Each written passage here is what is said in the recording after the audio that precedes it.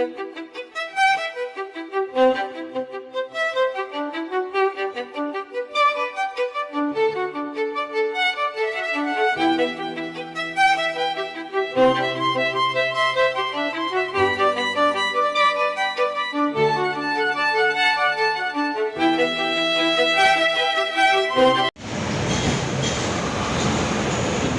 po sa inyong lahat. Happy Sunday po sa inyong lahat. Kumusta po? Kayo po ay nasa maayos na kalagayan at happy.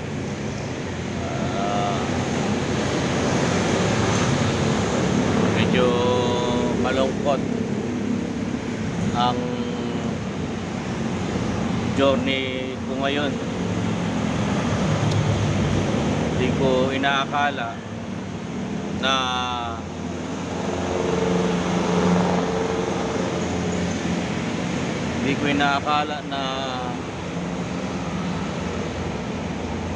magkaganito.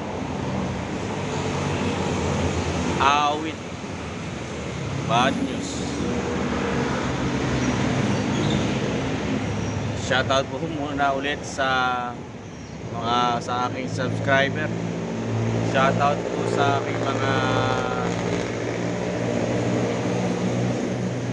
minamahal na viewers, silent viewers. Shoutout po sa lahat ng OFW. Magandang umaga.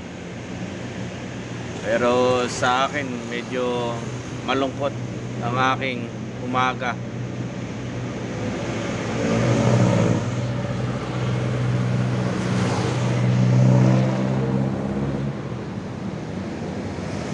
Kahapon lang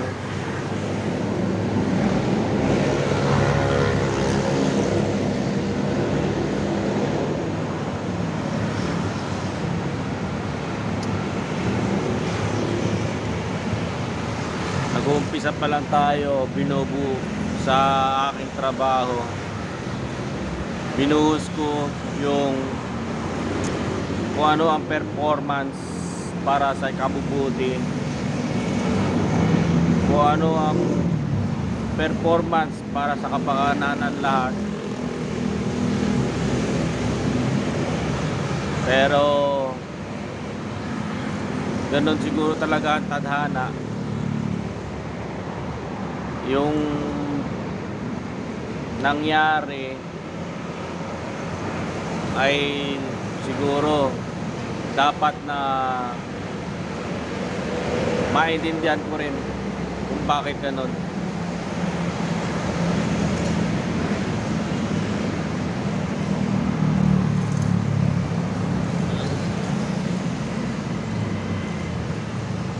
Nakakapanghinayang na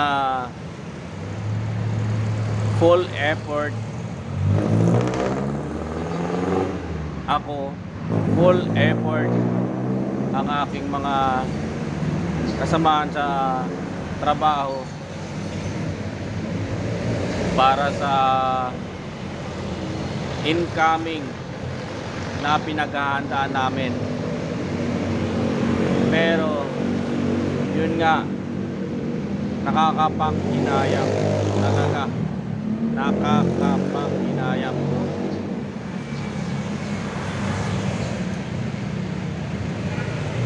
Nanghihinayang ako dun sa effort ng aking mga kasamahan,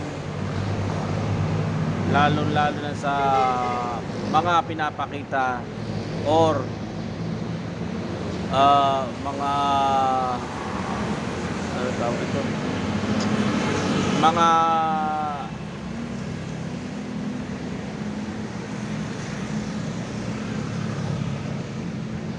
yung todo buhos yung effort ba. Pero ganun pa man, masaklap natanggapin na hindi na mangyayari yung or hindi baliwala yung effort. So yun nga is kailangan pa rin naintindihin yung nangyari or mangyayari, kasi dumaan ang mga taon simula nung lockdown,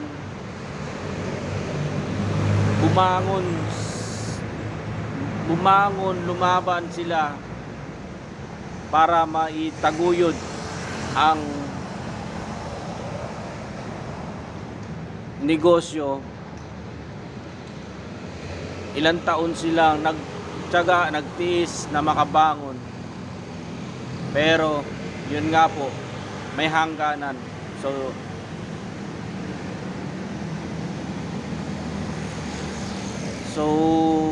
kailangan din naming intindihin kung ang sitwasyon nila, kung bakit gagawin nila yon. Kailangan nilang hanggang doon na lang.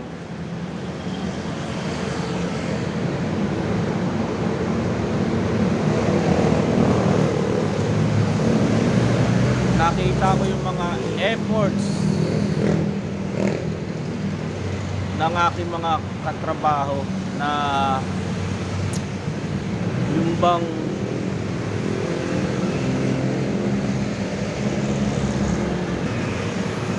nakita ko yung effort ng mga kasama ko sa trabaho na hindi lang yung para sa sarili nila, kundi yung ini-aim nila is para sa pangkalahatan.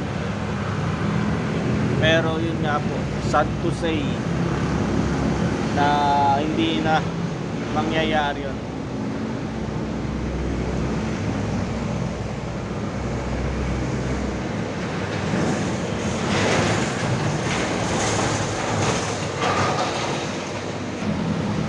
So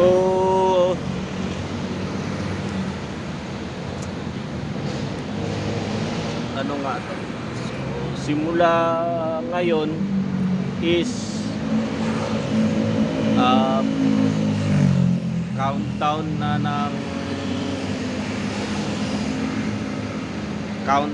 na ng aming trabaho. At nakakalungkot na hanggang doon na lang yung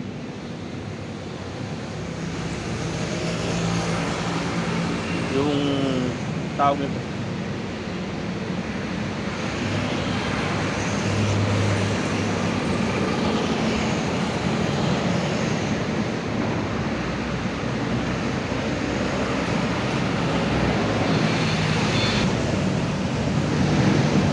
hanggang doon na lang yung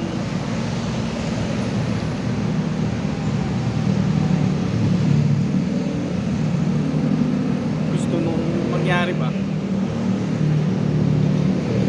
para sa kapakanan ng lahat, kapakanan ng kumpanya. Pero yun nga, hindi na matutuloy yun. Yung hindi na maisakatuparan ba yung gusto mong matupad, ma-aim. Yun lang na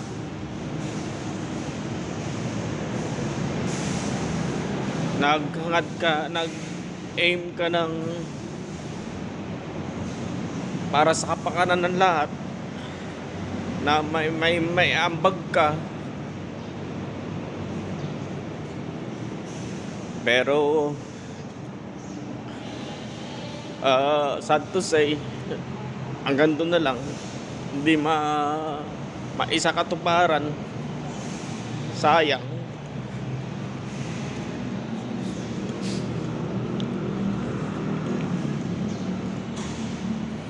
So ngayong umaga papasok tayo. So time check is 6:59. So papasok na po tayo. So update na lang po.